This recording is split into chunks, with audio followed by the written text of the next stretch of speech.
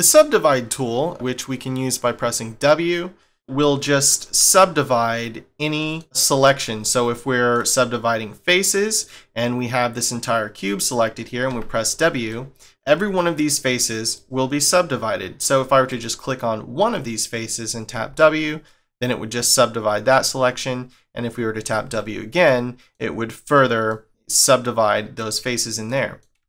Or we could, select an odd amount of things, like shift select something like this and tap W, and these would all be as well. Notice that even though this big face here was selected, we subdivided it and it did not appear to get subdivided.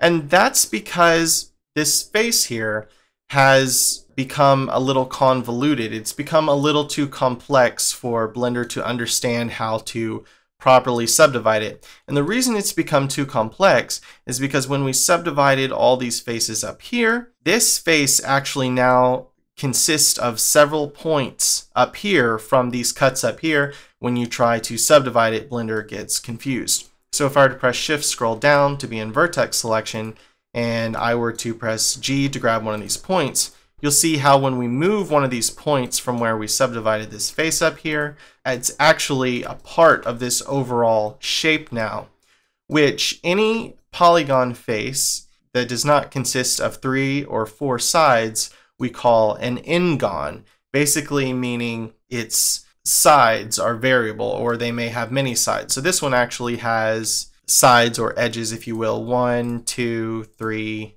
4, 5, 6, 7, 8, 9, 10, 11, 12, 14 edges. And that's why when we tried to subdivide it with this other selection here, Blender said, nope, I don't know what you're talking about. I don't know how to subdivide this with all these other, sides going on here. So just so you're aware of that. So in the same way that we discussed that extrude operations will be different depending on what type of mesh selection you're using, whether it's faces, edges, or vertex points, the same is true for subdividing. Different stuff happens when we say press space for face selection and tap W to subdivide this face, or tap W to subdivide it again, as compared to if we were just subdividing edges or vertex points. If I were to tap A and to select everything, and then M to bring up my merge menu and press collapse so that we have a single vertex point, and then shift scroll down so we're in vertex selection, hit E to extrude here. Oh, now if I shift scroll up for edge selection, we have this single edge. So if I subdivide this edge, what it's going to do is just cut it directly in half, because basically that's all it's got to work with. So right now this is a single edge, but if I tap W and then click on either the lower or top half, you'll see this edge has been split in half. If I were to shift select both of these again and tap W again, we get segmented even further. So you kind of get what's going to keep happening if we keep subdividing this. I could select one of these edges, hit G to grab and move it, or I could shift scroll down to be in vertex selection and hit G to grab them, etc. So I could shift scroll up for edge selection, select one of these edges, tap W 2 or 3 times, and we've now got a very segmented edge here. On to loop cuts, let's press tab to go back into object mode, press X to delete that object, press Shift A and add a cube. And let's press tab to go back into edit mode. To do a loop cut, we just press Shift W. As soon as we do that, you'll see a pink line show up. And you don't actually have to click down with your mouse. If you just hover your mouse after pressing Shift W towards a direction, Blender will display a theoretical place where it might be putting an edge loop. You can then scroll up or down to increase the amount of cuts that this loop will be making into your mesh. Say you wanted 3, you could just click. And so where it's not done yet, now you can move them, position them wherever you like. At this point, if you're not happy with this, you could right click or press escape to cancel, or left click to confirm and place them where you want. We could add one here and add one here like this. And then we could shift select these faces, hit E to extrude, and maybe shift select these, hit E to extrude, select that one, hit E to extrude. We could then press Shift W and add another loop cut, bring it over here, press Shift W again, maybe scroll this up 4 times, and then just click to confirm those.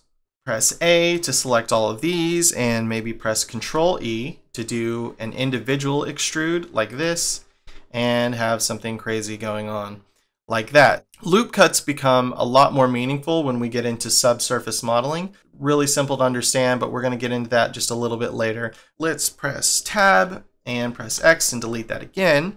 Let's press Shift A and add a cube, and then press Tab to go back into edit mode.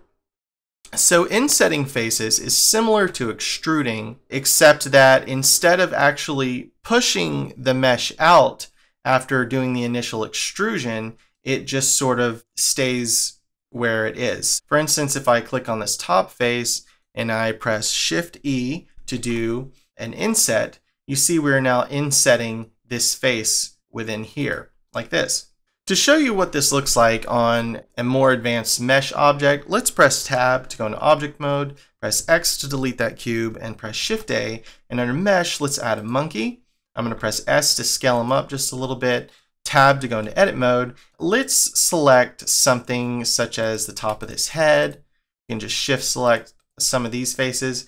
And honestly, it doesn't really matter if you get this selection exactly the same as mine. Just select some faces up here. I just want to show you the basic point of inset here.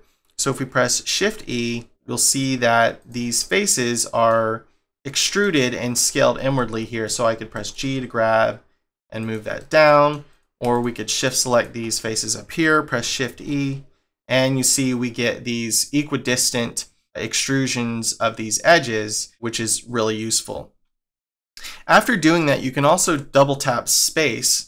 And if you double tap space, this brings up a menu to be able to adjust the current tool you're using or the current item you just added.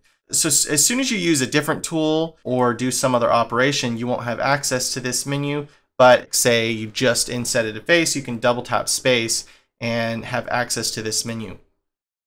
Now this same operator menu you actually have down here. If you click this little plus tab, this will allow you to have access to the same thing as if you double tap space. But typically in Sensei format, we keep this closed and we can just access those by double tapping space if we need to directly after using a tool or something.